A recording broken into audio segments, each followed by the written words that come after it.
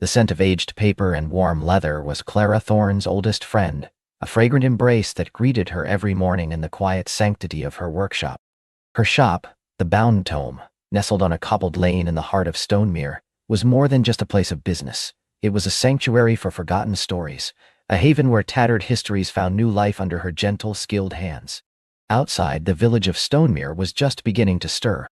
The distant chime of the bakery opening its doors, the soft murmur of the river meandering past the old mill, and the occasional chirrup of a robin perched on her windowsill were the only sounds that dared to interrupt the profound stillness of her early mornings. Clara, however, was already deep into her craft.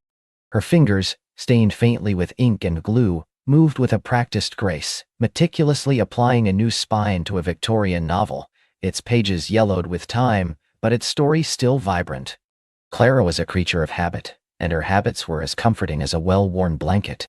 A cup of Earl Grey, perfectly steeped, always sat beside her workbench. A classical melody, barely audible, would drift from a small radio in the corner.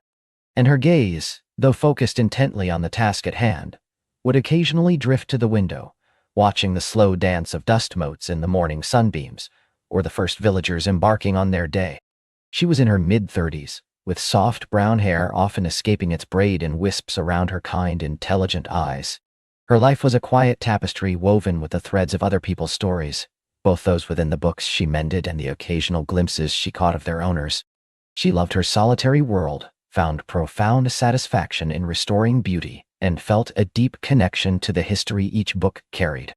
Yet, there was a quiet, almost imperceptible space within her. A chamber waiting to be filled with a story of her own. This particular Tuesday promised to be like any other. The Victorian novel was nearing completion, and a stack of antique maps awaited her attention later in the day. She hummed a little tune, a forgotten folk song, as she pressed the leather firmly, ensuring a seamless bond. The rhythmic ignipi of her precision scissors and the gentle gitampa of her mallet were the symphony of her contentment. Just as the clock on the wall chimed 10, a shadow fell across her threshold. It wasn't the usual cheerful jingle of the bell above the door, but a more substantial presence that announced itself with a polite, hesitant rap on the glass. Clara looked up, a faint smile already forming, expecting Mrs. Henderson with her monthly stack of library discards, or perhaps young Tom, whose graphic novels always seemed to suffer mysterious injuries. But it wasn't Mrs. Henderson. And it certainly wasn't Tom. Standing in the doorway was a man she had never seen before in Stonemere. He was tall, with broad shoulders encased in a tweed jacket that spoke of quality and perhaps a touch of academia. His hair, a rich, dark brown, was slightly disheveled, as if he'd run a hand through it in thought, and his eyes, a startling shade of hazel, held a depth that immediately captured Clara's attention. He carried himself with an air of quiet contemplation, a stillness that was both intriguing and a little intimidating. He pushed the door open, and this time, the bell did jingle, a bright counterpoint to his serious demeanor. A faint scent of old books and something subtly earthy, pipe tobacco perhaps, or damp earth after a rain, drifted in with him. "Good morning," he said, his voice a low, resonant baritone that sent a surprising little shiver down Clara's spine.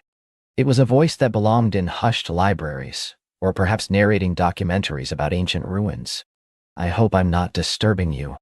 Clara, momentarily flustered by his unexpected presence and the sudden intensity of his gaze, managed a small professional smile. "Not at all. Please, come in. The Bound Tome is always open for those who cherish books." He stepped further into the shop, his eyes sweeping over the shelves, the tools, the organized clutter of her workspace, taking it all in with an almost scholarly interest. He held something carefully cradled in his arms, wrapped in a soft linen cloth. "My name is Arthur Penhaligon," he introduced himself, extending a hand that was surprisingly long-fingered and elegant. His grip was firm but gentle. "I'm new to Stonemere just for a while. I've heard you're the finest bookbinder in the county, perhaps beyond." Clara felt a blush creep up her neck. Compliments, especially from such a distinguished-looking stranger, always caught her off guard. "Clara Thorne, and that's very kind of you to say, Mr. Penhaligon. What can I help you with?" He gave a faint, almost shy smile, and for a moment, the serious lines around his eyes softened, revealing a warmth that made him instantly more approachable. "I have A rather special commission, a book that means a great deal to me. It's in desperate need of your expertise." He carefully unwrapped the linen cloth, revealing what appeared to be an ancient volume. It wasn't large, perhaps octavo size, but its age was evident in every fragile detail. The leather binding was cracked and peeling, the corners worn smooth with centuries of handling, and the pages, visible through a gaping tear in the spine, were a deep, brittle yellow. It looked less like a book and more like an archaeological artifact. Clara's professional curiosity immediately ignited, momentarily eclipsing her awareness of the man holding it. She took a step closer, her eyes scanning the damage with an almost reverent intensity. "Oh my," she breathed, a quiet reverence in her voice. "This truly is a special." Arthur carefully placed the book on the clean expanse of her workbench, his movements slow and deliberate, as if handling something infinitely precious. "It belonged to my great-grandmother," he explained, his voice softer now, tinged with a faint melancholy. "It's a collection of handwritten poems, stories, and sketches. A sort of personal journal, I suppose. It's been passed down through generations, but time has not been kind to it." Clara's fingers hovered over the fragile cover, reluctant to touch it directly without a better assessment. The book seemed to hum with history, with whispered secrets. "It's remarkable," she murmured, her voice barely above a whisper. "The paper looks like vellum, perhaps. And the script." She leaned closer, her nose almost touching the page. A faint, sweet scent, like dried lavender and old ink, emanated from it. "It's exquisite. Such delicate penmanship." "Indeed," Arthur said, his gaze fixed on the book, a faraway look in his eyes. "It's a treasure, but it's becoming unreadable. Every time I try to open it, another piece threatens to crumble." Clara nodded, her mind already racing through the complex restoration process. This wasn't a simple rebind. This was a conservation project, a delicate dance between preservation and restoration. "It will require great care," she said, looking up at him, her brow furrowed in concentration. "The binding will need to be entirely replaced, but I'd want to preserve as much of the original material as possible. The pages will need to be deacidified, repaired, perhaps even reinforced with Japanese tissue. It's a lengthy process, and it won't be inexpensive." Arthur met her gaze, his hazel eyes unwavering. "I understand. Cost is not an object. Time is not an object. My only wish is that it can be handled with the utmost respect and skill, so that it might endure for generations more." His sincerity, his deep reverence for the book, resonated deeply with Clara. She saw in him a kindred spirit, someone who understood that books were not merely objects but vessels of memory, emotion, and human connection. "I promise you," she said, her voice firm with conviction, "I will treat it as if it were my own family's legacy. It deserves nothing less." A genuine smile finally touched Arthur's lips, spreading a warmth that chased away the lingering shadows in his eyes. "Thank you, Miss Thorne. That means more than I can say." He then spent the next half hour explaining the book's significance, his voice a low, steady drone that Clara found surprisingly soothing. He spoke of his great-grandmother, Clara, a woman he'd only known through faded photographs and family anecdotes, a woman who had lived a remarkably adventurous life for her time. The journal, he explained, was believed to contain not only her personal reflections, but also clues to a long-lost family secret. "I'm a historian by profession," he confessed, gesturing vaguely. "I specialize in forgotten narratives, particularly those of women in the late 19th and early 20th centuries. This book, it's not just a family heirloom. It's a potential key to understanding Clara's remarkable life, and perhaps even a broader historical context." Clara listened intently, her imagination already alight with images of this spirited Clara. A woman of secrets, of poetry, of art. It wasn't just the physical book that needed mending. It was the fragmented story it held, a story that Arthur was clearly desperate to piece together. "I'll need to examine it more closely," Clara said, gently pushing a pair of thin cotton gloves across the workbench. "For now, I'll need to take some detailed photographs, make notes on its current state, and then begin the painstaking process of dismantling the old binding." Arthur nodded, understanding. He watched as Clara carefully donned the gloves, her movements precise and unhurried. He watched her long, slender fingers gently turn the brittle pages, her eyes missing nothing, cataloging every tear, every faded ink stain, every delicate sketch of a wildflower or a curious bird. There are whispers within these pages, Arthur mused, his voice soft, almost to himself. Whispers of a journey, of a love lost, of a hidden truth. I've tried to decipher them for years, but the fragility of the book has always held me back. Clara looked up, meeting his gaze. Then it's my job to make sure those whispers can finally be heard, Mr. Penhaligon. He stayed for a while longer, watching her begin the initial assessment, asking insightful questions about the preservation process, his intelligence evident in every query. Clara found herself enjoying his presence more than she anticipated. He wasn't overtly charming in the traditional sense, but his quiet intensity, his deep passion for history and for this particular book drew her in. There was a vulnerability beneath his composed exterior, a yearning for answers that she recognized as deeply human. Finally, with a polite nod and a promise to check in periodically, Arthur took his leave. The bell above the door jingled once more, and then silence, heavier than before, settled back into the bound tome. Clara stood by her workbench, the ancient journal now lying open before her, its secrets waiting to be unveiled. She removed her gloves, her fingertips tingling with the ghost of the paper's texture. She picked up her well-used notebook and pencil, but her gaze lingered on the space where Arthur Penhaligon had stood. He was a puzzle, a compelling enigma, a historian with a personal quest, a man who carried the weight of generations in his hazel eyes.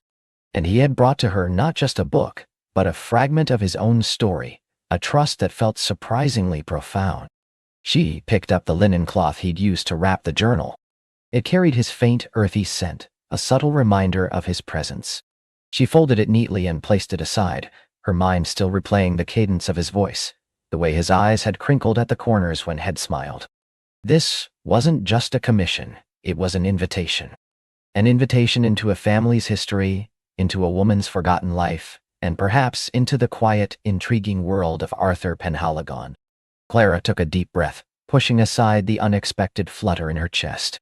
She had a job to do. A very important, very delicate job. She pulled her chair closer to the workbench, her tools laid out in their familiar order. Her hands, steady and sure, reached for the first delicate instrument. The whispers of Ilara, and perhaps even of Arthur, were waiting. And Clara Thorne, the quiet bookbinder of Stonemere, was ready to listen. Clara's fingers, accustomed to the delicate dance of thread and paper, now hovered over the intricate mechanism of the object before her. It wasn't a book, no, but it possessed a similar ancient beauty, a silent story waiting to be unfurled.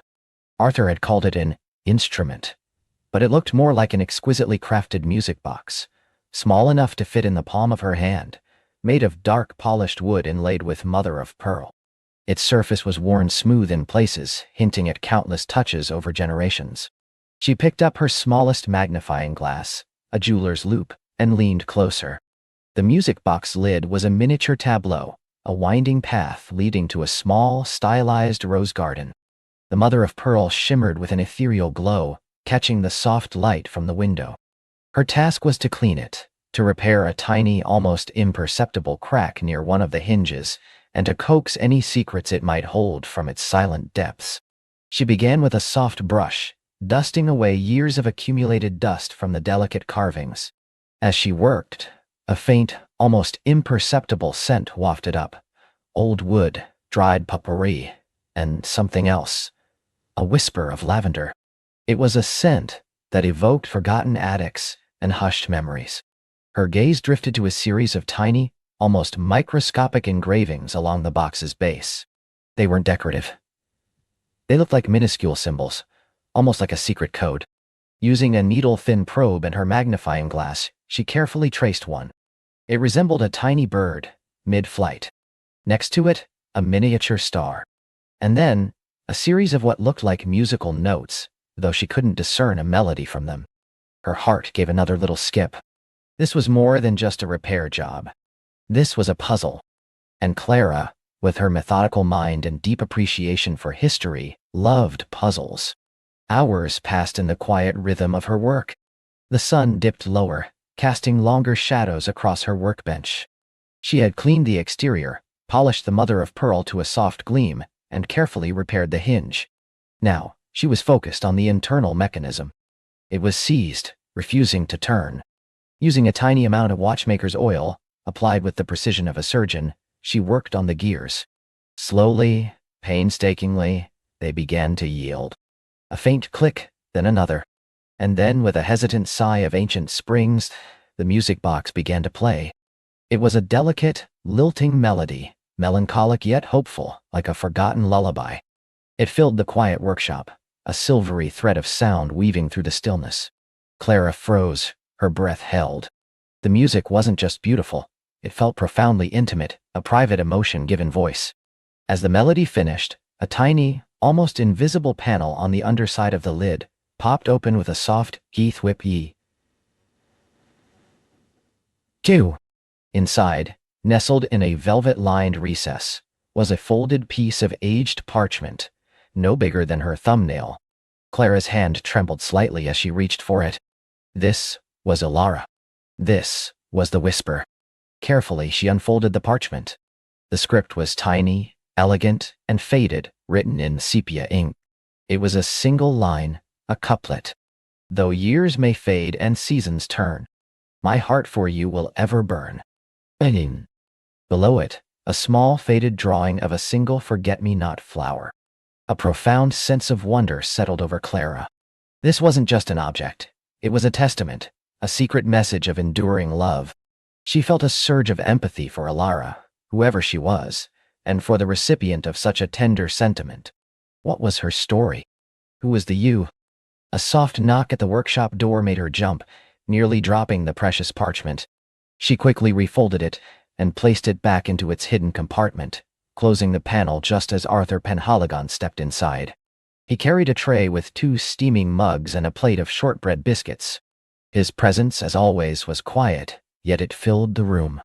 He wore a soft, charcoal gray jumper, and his spectacles sat low on his nose, giving him an air of scholarly warmth. "I thought you might appreciate a break," he said, his voice a low rumble, observing her with his perceptive, gray-green eyes. "You've been at it for hours." Clara felt a blush creep up her neck.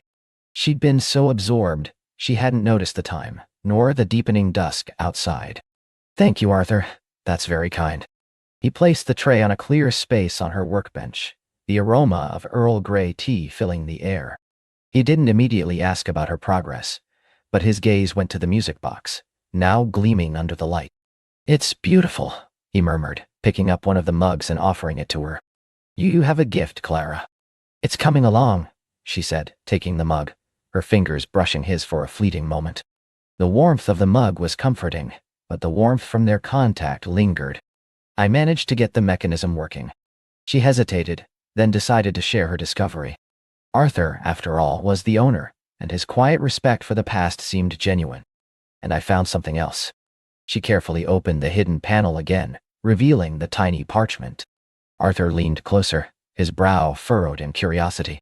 She unfolded it, holding it steady for him to read. He took his spectacles off, polishing them slowly with a handkerchief, then put them back on, his gaze fixed on the faded script.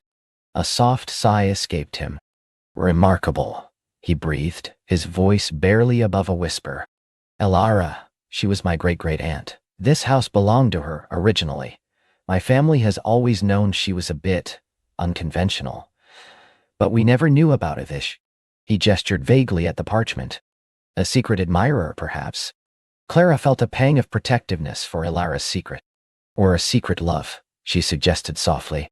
"The music box itself is so personal, and the melody, it's quite poignant." Arthur nodded, his gaze distant, as if seeing Clara herself across the centuries. "We have a few of her journals, mostly records of household expenses and garden notes. Nothing this romantic." He chuckled softly, a rare, warm sound that made Clara smile. She was renowned for her roses, though. The old rose garden, what's left of it, was hers. "The lid of the box," Clara pointed out, "has a rose garden carved into it." Arthur's eyes widened slightly. "Of course, how could I have missed that?" He looked at her, a genuine admiration in his gaze. "You see things, Clara, things others overlook." The compliment, offered so simply and sincerely, sent another flutter through her chest. "It's my job," she demurred, though she felt a rush of pleasure, "to understand the stories objects tell." They sat in comfortable silence for a while, sipping their tea, the scent of bergamot mingling with the faint lavender from the music box. Clara noticed how Arthur's fingers absently traced the worn wood of the music box as he spoke, a gentle reverence in his touch. He seemed to hold the past and its stories with a similar care as she did. "Do you think there's more?"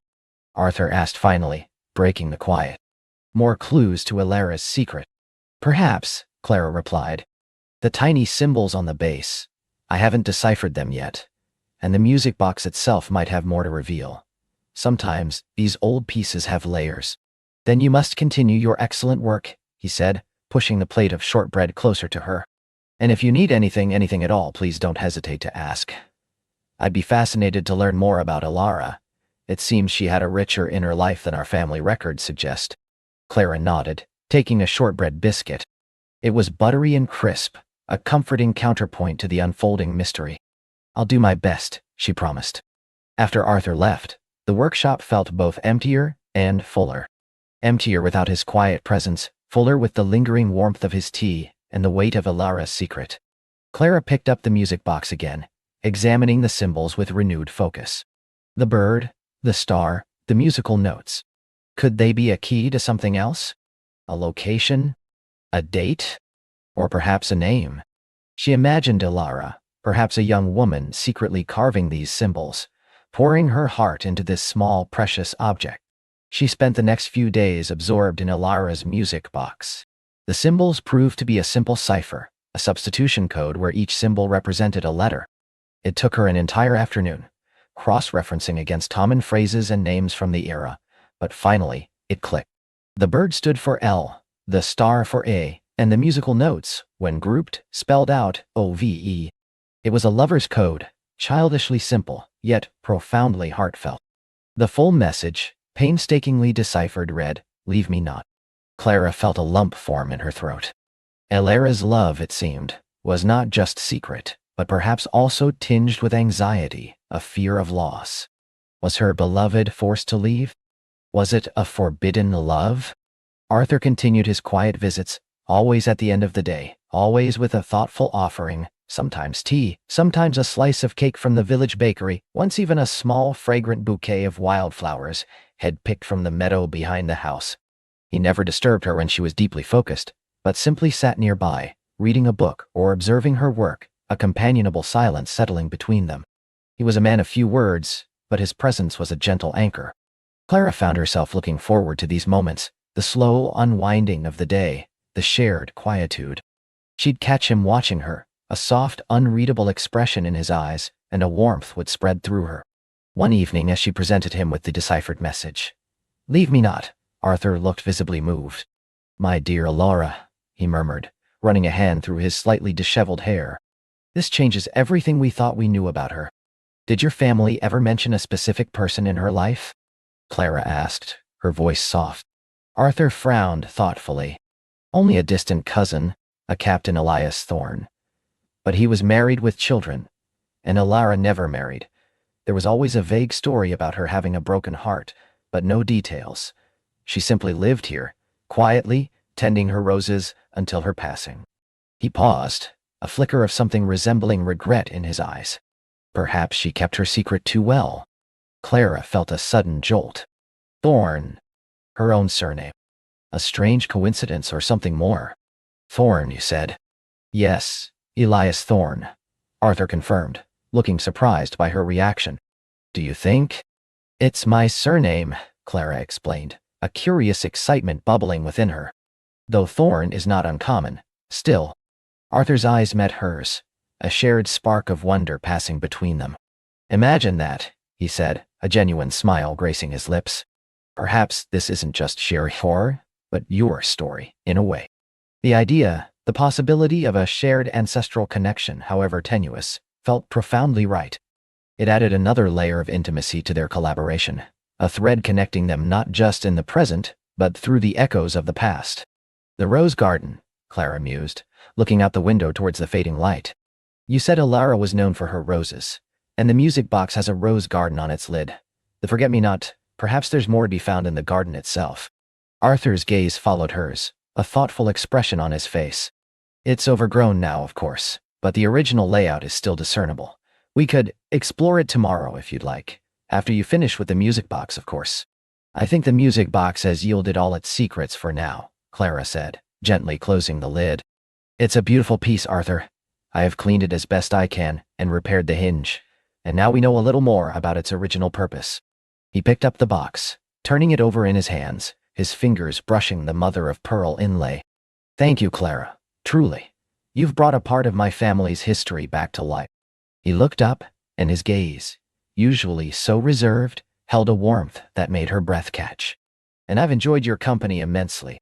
The next morning, the sun streamed through the workshop window, bright and promising.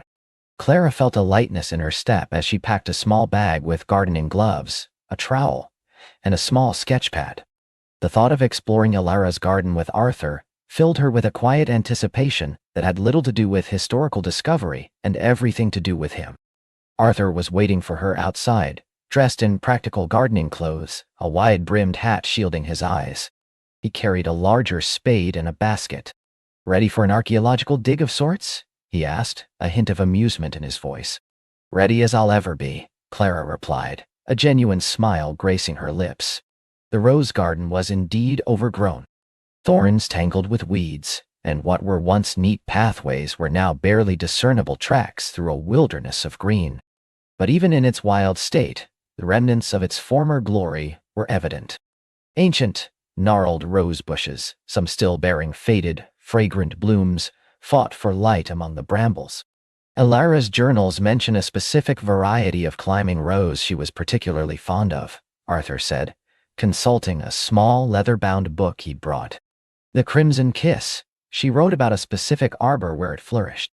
They began to clear a path, Arthur with his spade, Clara with her trowel, carefully disentangling the weeds from the rose canes. It was satisfying, physical work, the scent of damp earth and crushed leaves rising around them. They worked in a comfortable rhythm, occasionally exchanging observations, pointing out a particularly resilient bloom or a hidden stone bench. As they cleared a section near what appeared to be the remains of a stone wall, Clara's trowel hit something hard.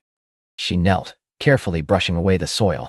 It was a small, ornate key, made of tarnished silver, nestled amongst the roots of an old rose bush. Arthur, look, she exclaimed, holding it up. He came over, his eyes lighting up. A key? What do you suppose it unlocks? It's too small for a door, Clara mused, examining its intricate design. Perhaps a box? A locket? She remembered the tiny coded symbols on the music box. The bird, the star, the musical notes. Could the key be related to a specific symbol or a hidden meaning? They continued their search, invigorated by the discovery. The sun climbed higher, warming their backs. Arthur, usually so reserved, seemed to relax in the open air, occasionally sharing anecdotes about Ilara gleaned from his family's oral history. How she loved to read beneath the old oak tree. How she'd argue passionately with the gardener about the proper pruning techniques. She sounds quite spirited, Clara commented, imagining Ilara not as a dusty ancestor, but as a vibrant woman with strong opinions and a secret passion. She was, I think, Arthur agreed, a soft smile on his face. More so than the official records would have you believe. It makes me wonder what other stories are hidden here. By late afternoon they had cleared a significant portion of the garden. The original pathways were beginning to re-emerge, and the skeletal framework of the arbor Arthur had mentioned was now visible, draped with the ancient, thorny branches of the Crimson Kiss's rose. Beneath the arbor, where the climbing rose would have provided a canopy of deep red blooms, Clara noticed a slight depression in the earth. She began to dig carefully, her heart thumping with a mix of excitement and trepidation. After a few minutes, her trowel scraped against wood. I think I found something else, she called out, her voice breathless. Arthur quickly joined her, and together they unearthed a small weathered wooden chest, no bigger than a shoebox. It was bound with iron bands, rusted with age, and held shut by a simple, sturdy lock. The lock was intricate, with a small keyhole. Clara looked at the silver key in her hand. Could it be? She carefully inserted the key. It slid in perfectly. With a soft click, the lock sprang open. They exchanged a look, a silent understanding passing between them. This was it. The heart of Ilara's secret. Arthur gently lifted the lid. Inside, Nestled amongst dried rose petals that still retained a faint, sweet fragrance were several items. A small, miniature portrait of a man, his eyes kind, a gentle smile on his lips. A bundle of letters tied with a faded blue ribbon. And a finely bound journal, its leather cover soft and supple despite its age. Clara carefully picked up the portrait. The man was handsome, with dark hair and those same kind eyes. "Is this Elias Thorne?" she asked, a strange premonition settling over her. Arthur took the portrait, his gaze fixed on the face. "Yes," he confirmed, his voice barely audible. "That's him. My great-great-uncle, through marriage." He looked at Clara, then back at the portrait. It seems Clara kept him very close to her heart. Clara felt a profound sense of connection, not just to Clara, but to Arthur. They were standing on the threshold of a love story, centuries old, brought to light by their shared curiosity and their quiet, growing bond. "The letters," Clara whispered, reaching for the bundle. "They'll tell us everything." Arthur nodded, his expression a mixture of solemnity and wonder. "But perhaps," he said, gently resting a hand on the journal, "we should read these inside, with a cup of tea, and take our time with Alara's story. It seems she finally wants to be heard." As they gathered the treasures, the late afternoon sun cast long, golden shadows across the garden. The air was filled with the scent of old roses, newly turned earth, and the quiet promise of untold secrets. Clara felt a thrill of discovery, but also a deep sense of peace. The world, once a meticulous arrangement of paper and thread, was expanding, drawing her into its rich tapestry of human connection, both past and present. And at the heart of it all, standing quietly beside her, was Arthur, his presence a comforting warmth against the evening chill. The whispers of Alara were growing louder, drawing them both deeper into her intriguing world, and perhaps into something even more profound between them.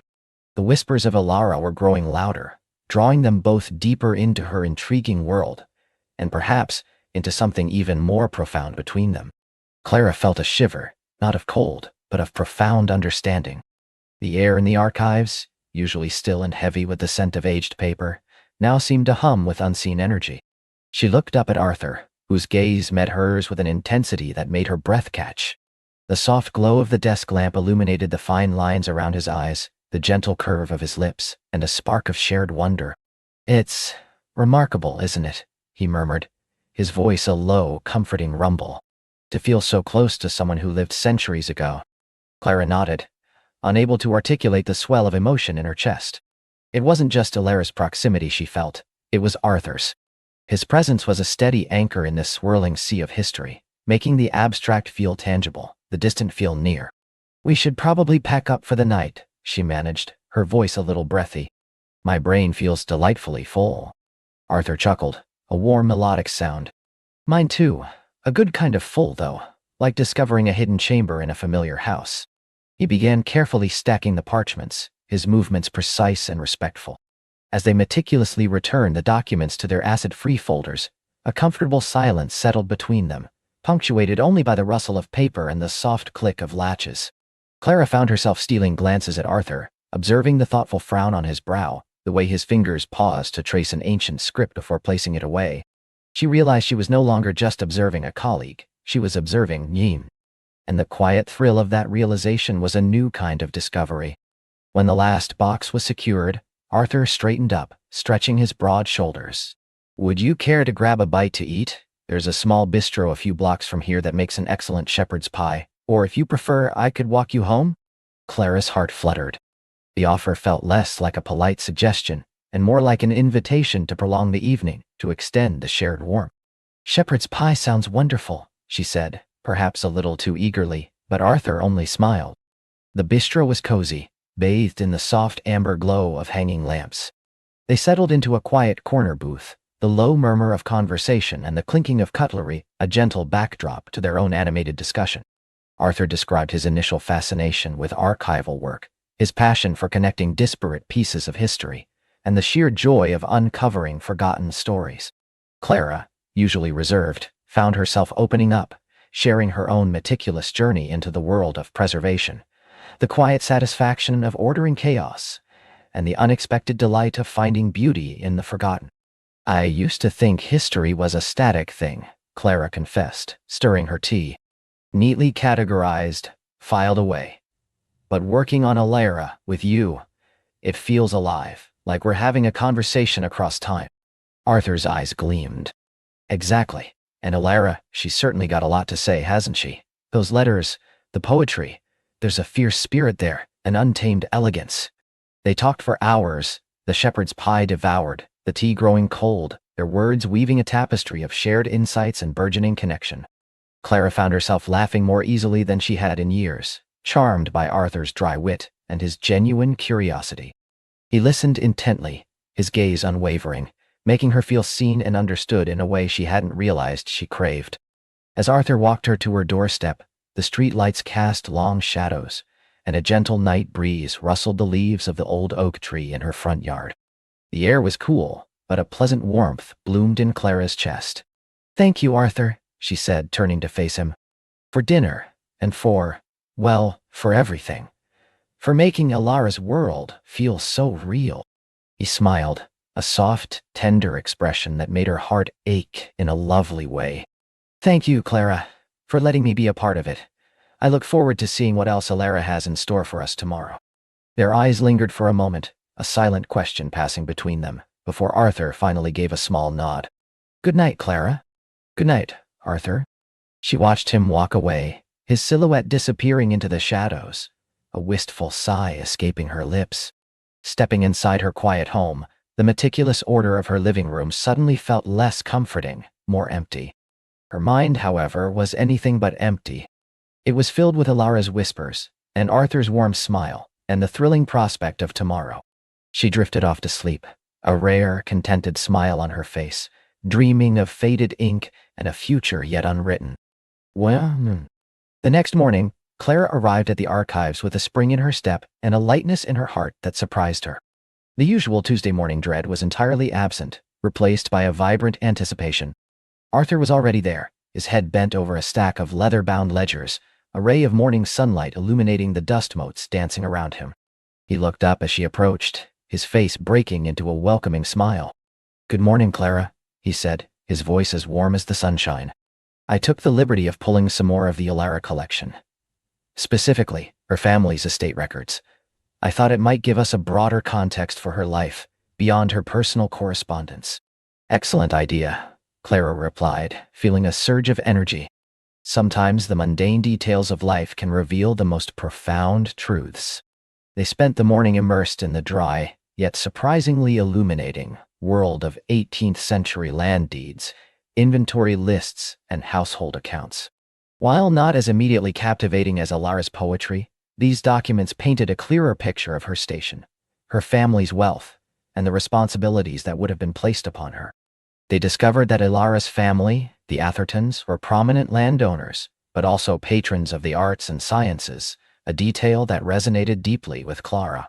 "Look at this," Arthur exclaimed, pointing to an entry in a ledger. "A substantial donation to the local botanical garden, specifically for the expansion of their medicinal herb collection, dated the year Alara would have turned 21. Clara leaned closer. "And here, an inventory of the household library. An unusually large collection of scientific treatises for a woman of her time, alongside the expected literature, botany, astronomy, even some early chemistry texts." A new facet of Alara began to emerge, not just a poet and a sensitive soul, but an intellectual, a woman with a keen mind, and an active interest in the world beyond her drawing room. This discovery sparked a lively debate between Clara and Arthur about the societal expectations placed upon women in Alara's era versus her obvious intellectual curiosity. "She must have felt so constrained," Clara mused, tracing a finger over a faded entry. "To have such a thirst for knowledge, yet be limited by convention." Perhaps Arthur countered, or perhaps she found ways to pursue her passions discreetly. Many brilliant women did. Their contributions often went uncredited, but their work shaped the world nonetheless. Their conversation flowed effortlessly, moving from historical analysis to personal reflections. Clara found herself sharing her own early struggles to be taken seriously in her field, the subtle biases she'd encountered. Arthur listened, offering thoughtful insights, and for the first time Clara felt a true kinship, a sense of being understood on a deeper intellectual and emotional level. As the lunch hour approached, Arthur pulled out a small, unassuming leather-bound book from a box marked Miscellaneous Household Items. It was smaller than the other ledgers, its cover worn smooth from handling. "What's this?" Clara asked, her curiosity piqued. Arthur carefully opened it. "It looks like a gardener's journal. Detailed entries about planting schedules, weather, crop yields. But," he paused, turning a page. "Some of the entries are in a different hand, and the language, it's not strictly about gardening." Clara peered over his shoulder. The handwriting was indeed different, more delicate, more elegant than the sturdy, practical script of the main entries. And the words, though interspersed with notes on roses and lilies, spoke of observations of the natural world with a poetic sensibility. "The moon, a silver sickle, reaps the shadows from the slumbering earth. A hush falls, pregnant with the promise of dawn. I wonder if the stars whisper secrets to the night-blooming jasmine as they do to me." Clara gasped. "It's Clara! This must be her private journal, disguised as a gardener's log." Arthur's face lit up with excitement. A brilliant cover. Who would suspect a lady of keeping a secret journal within a mundane gardening book? They spent the rest of the afternoon poring over the journal, each entry a small window into Alara's inner world. She wrote of her frustrations with societal expectations, her longing for intellectual companionship, and her deep, abiding love for the natural world. She detailed her private botanical experiments, her sketches of rare plants, and her attempts to categorize local flora. But most poignantly, she wrote of a secret correspondence, alluded to in veiled terms, with someone who shared her scientific interests. "My dearest botanist, your last letter brought a rush of warmth to my heart, like the first rays of spring after a long winter. Your observations on the local mosses mirror my own, and I find myself longing to discuss them with you, face to face, rather than through the cautious anonymity of the post. The constraints placed upon intellect feel like chains forged by custom. But your words are the key that unlocks my spirit, if only for a fefto." Clara and Arthur exchanged a look of profound understanding. "A secret admirer," Clara whispered. "Or rather, a secret intellectual companion. And a forbidden one, perhaps," Arthur added, his voice soft. Given the secrecy and the irritol, the journal entries became more frequent, more passionate, describing clandestine meetings in the botanical garden, shared discoveries of rare plants, and philosophical discussions under the guise of examining specimens. Alara's loneliness, so palpable in her earlier entries, began to dissipate, replaced by a vibrant joy and a sense of purpose. "She found someone," Clara breathed, feeling a pang of empathy and a surge of happiness for Clara. Someone who saw her, truly saw her, beyond the expectations of her name. Someone who understood her mind, Arthur agreed, his gaze lingering on a particularly heartfelt entry. A kindred spirit. The afternoon light began to fade, casting long shadows across the archive floor, but neither of them noticed. They were too engrossed in Alara's unfolding romance, a story blooming amidst the scientific observations and botanical sketches. This wasn't just a historical discovery. It was a deeply human one, echoing the universal longing for connection and understanding.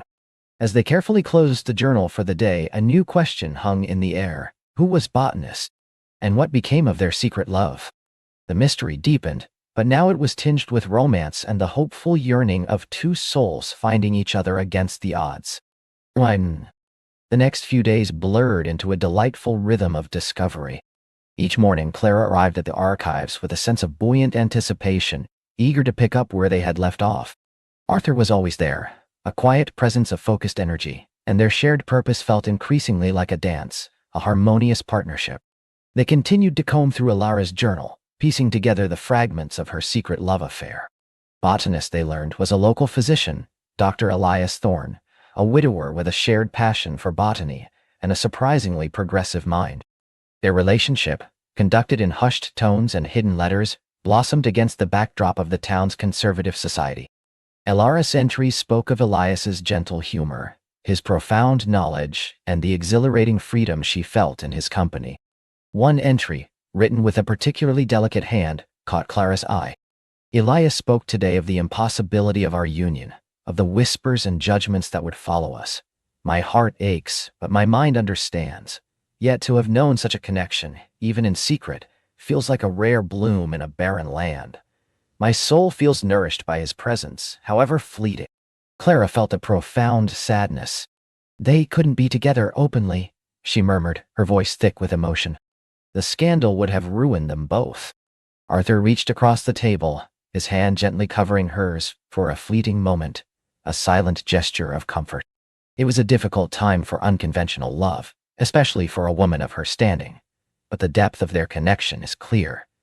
And sometimes, a love that defies convention leaves the strongest legacy. His touch sent a jolt through Clara, a warmth spreading through her veins.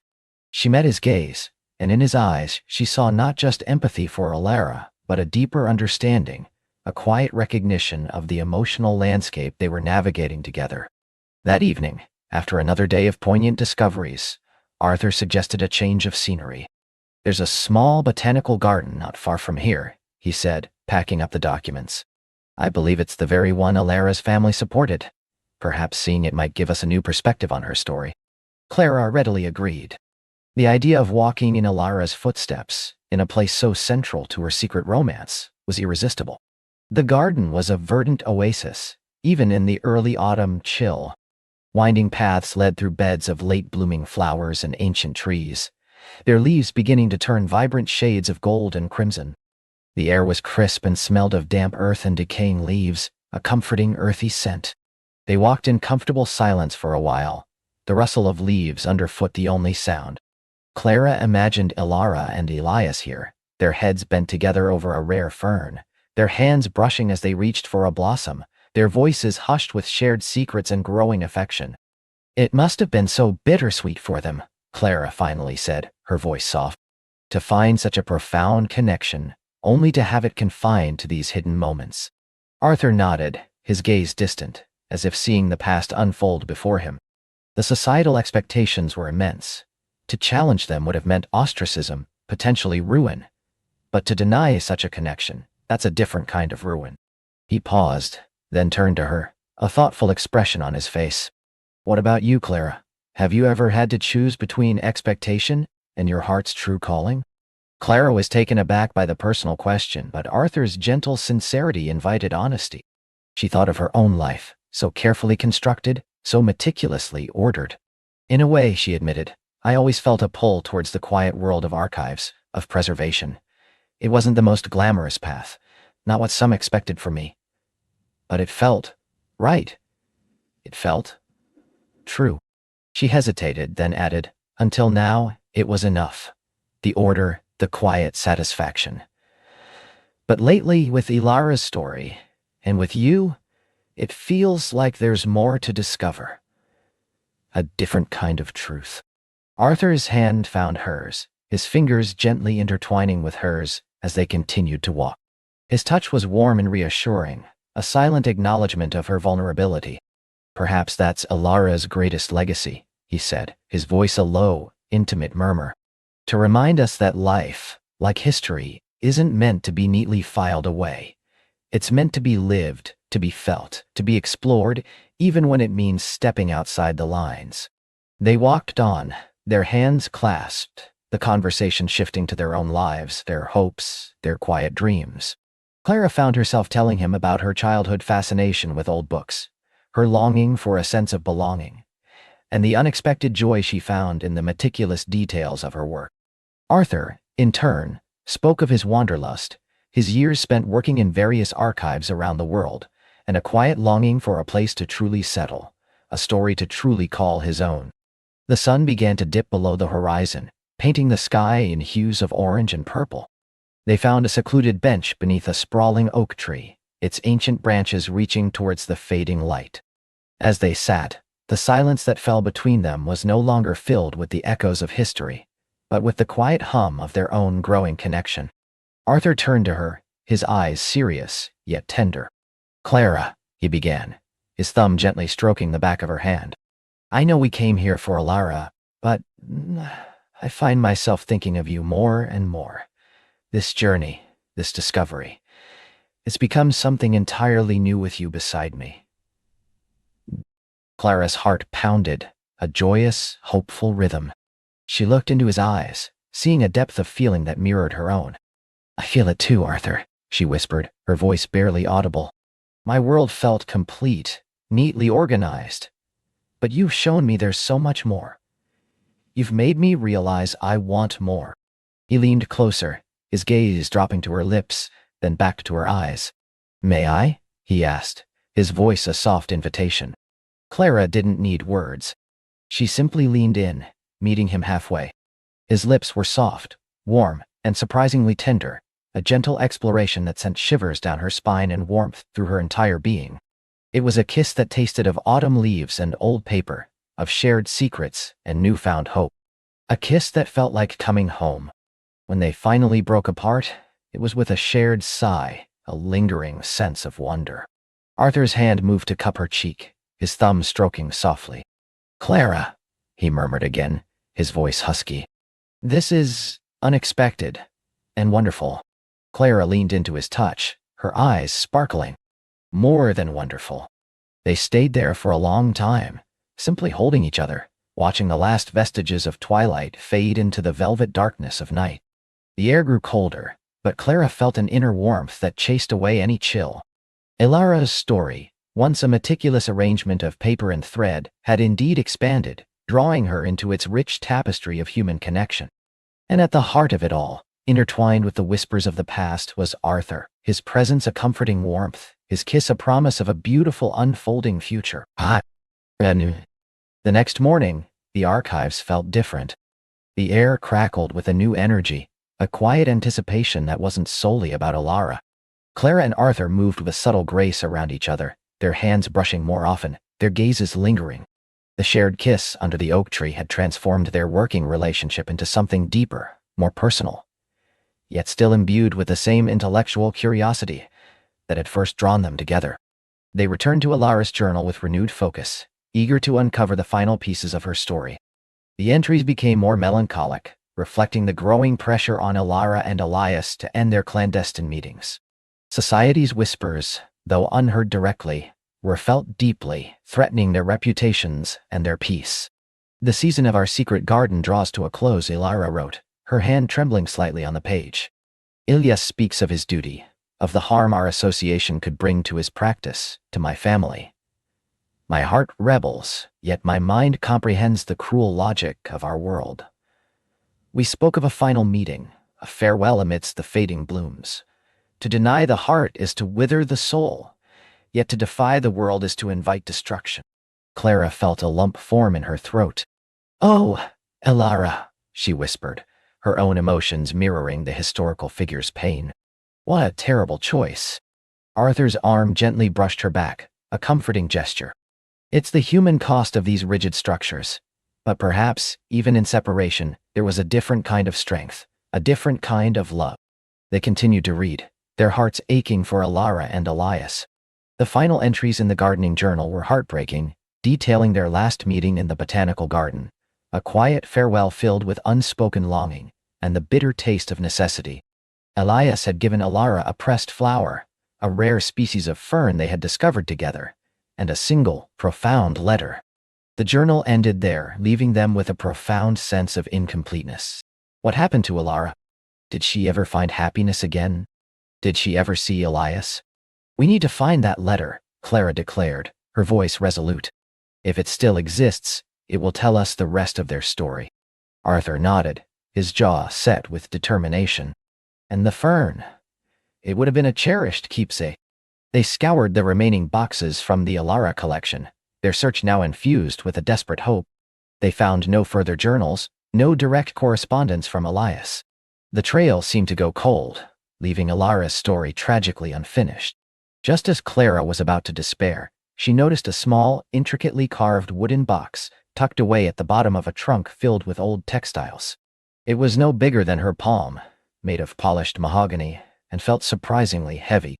"Arthur, look!" she exclaimed, her voice trembling with excitement. He came over quickly, his eyes lighting up as he saw the box. "A keepsake box," he murmured, his fingers gently tracing the delicate carvings. "It fits Ilara's character perfectly." Clara carefully opened the lid. Inside, nestled on a bed of faded velvet, was a single, perfectly preserved pressed fern, its delicate fronds still vibrant green. And beneath it, a folded piece of parchment, brittle with age, tied with a thin, faded silk ribbon. Clara's heart pounded. This had to be it. This was Elias's letter. She carefully untied the ribbon, her hands shaking slightly, and unfolded the letter. The script was firm, elegant, yet imbued with a profound sorrow. My dearest Clara, my beloved botanist, the pain of this farewell cuts deeper than any surgical blade, yet I make this choice for your peace, for your reputation, and for the preservation of the sacred bond we have forged. To drag your name through the mud of societal scorn would be a cruelty I cannot bear. Oh, you know this, my love. My heart, like this fern, will forever hold the imprint of your vibrant spirit. Though circumstance forbids our union, my admiration for your intellect, my devotion to your gentle soul will never wane. You have opened my eyes to a beauty in the world I had long forgotten, and for that I am eternally grateful. I leave this city for a time, seeking solace in my studies abroad, but I carry you with me, in every whispered word of the wind, in every bloom that unfurls. Live fully, my Clara.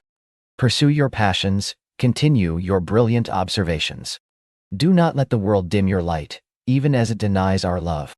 And perhaps, in a future far removed from the constraints of today, our paths may cross again under different, kinder stars. Oh, wow. Yours, always and forever, Elias. Clara finished reading, tears blurring her vision. Arthur's arm was around her, pulling her close, his chin resting on her hair. She could feel the steady beat of his heart against her back, a comforting counterpoint to the ache in her own. He loved her so much, she whispered, her voice choked with emotion. And he set her free, for her own good. A profound love, Arthur agreed softly, his voice thick with emotion. One that sacrificed personal happiness for the other's well-being. It's a different kind of ending than one might hope for, but it's not without its own beauty. They sat there for a long time, holding each other, absorbing the weight of Clara and Elias's story. It was a love lost to time and convention, but its echoes resonated through the centuries, a testament to the enduring power of human connection. As the sun began to set, painting the archives in hues of golden warmth, Clara looked up at Arthur. Her eyes were still a little moist, but a gentle smile touched her lips. Clara found her freedom eventually, she said, her voice filled with quiet conviction. Even if it wasn't the freedom to be openly with Elias, she found it in her intellect, in her passion, in knowing she was loved. Arthur looked at her, his gaze tender and full of understanding. And in telling her story, Clara, you've helped give her a voice, a legacy. You've brought her back to life. He paused, his thumb gently caressing her cheek. And in doing so, you've brought something new to life for me too. Clara leaned into his touch, her heart overflowing.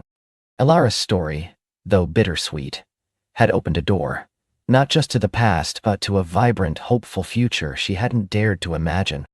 A future filled with shared discoveries, whispered secrets, and the profound, comforting presence of Arthur.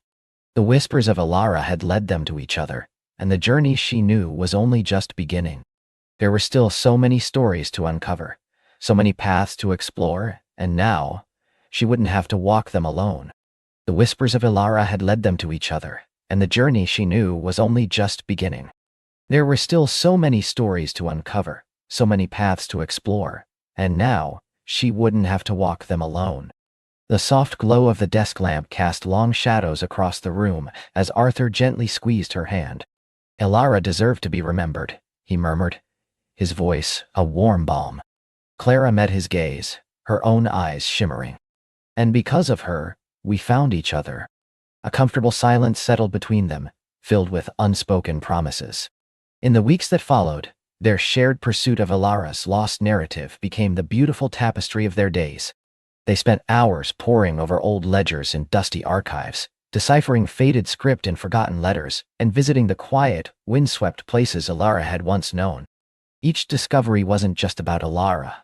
It was a revelation of their own burgeoning connection. Arthur's methodical patience perfectly balanced Clara's intuitive leaps, and their laughter often echoed through quiet libraries when one made a particularly witty observation or a triumphant find. One crisp autumn afternoon, huddled in a small cafe, they finally pieced together the last fragments of Clara's story. She had, against all odds, found a quiet happiness in her later years, dedicating herself to local charities, her spirit unbroken by past heartbreak. Clara felt a profound sense of peace. She found her purpose, Clara whispered, a tear tracing a path down her cheek. Arthur reached across the table, his thumb gently wiping it away. And she led us to ours. He looked at her then, his eyes, usually so focused on history, now solely fixed on her future. Clara, he began, his voice a little shaky, I never imagined finding this kind of connection. Not with anyone, let alone over centuries-old documents. He took her hand, turning it over in his. You've not just brought Alara's story to life. You've brought my own to life in a way I never thought possible. Clara's heart fluttered like a trapped bird. She had felt it too, this quiet, undeniable certainty that had grown between them. Arthur, she breathed, you've made the world feel bigger, more meaningful, less lonely. He smiled, a gentle, tender smile that reached his eyes. I wanted to keep exploring with you, Clara, every story, every path, every single day. He paused, taking a deep breath. Will you do me the immense honor of letting me walk beside you always, as more than just a research partner, but as your partner in everything? Clara didn't need words. Her eyes, brimming with happy tears, spoke volumes. She nodded, her hand tightening around his. Yes, Arthur, 1,000 times, yes. They celebrated their commitment not with grand gestures, but with a quiet shared meal in their favorite cafe, their hands clasped across the table, a silent promise shimmering between them. Their work on Alara's life culminated in a beautifully bound book, a tribute to a woman whose quiet strength had resonated across time. It wasn't a bestseller, but it found its way into the hearts of those who read it, a testament to enduring spirit and the serendipity of connection. Years later, Clara and Arthur often sat by the fireplace in their cozy home, a home filled with books, maps, and the gentle hum of shared life. He would read aloud from some ancient text, or she would recount a humorous anecdote from their latest expedition. Sometimes, they would simply sit in comfortable silence, holding hands, listening to the crackle of the fire. The whispers of Alara had indeed led them to each other, but it was their own love story, meticulously crafted day by day, that truly resonated. It was a story of two hearts, once solitary, now intertwined, forever bound by history, hope, and the profound comforting presence of each other. And as Clara drifted off to sleep, nestled against Arthur, she knew her future was not just vibrant and hopeful, but eternally cherished.